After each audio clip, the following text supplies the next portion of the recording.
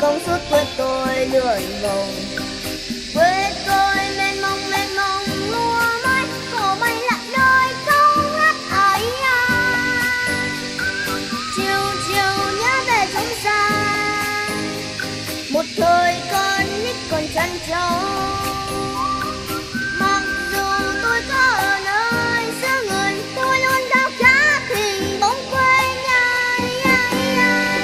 Sáng sớm đi bắt cô đầu đi tha đường, khi xa mơ lùa bên nam bờ nơi lũy tre chơi trống thuyền. Tôi đêm nay mất bên già cơm nấu xong rồi mai đưa về ăn bữa cơm.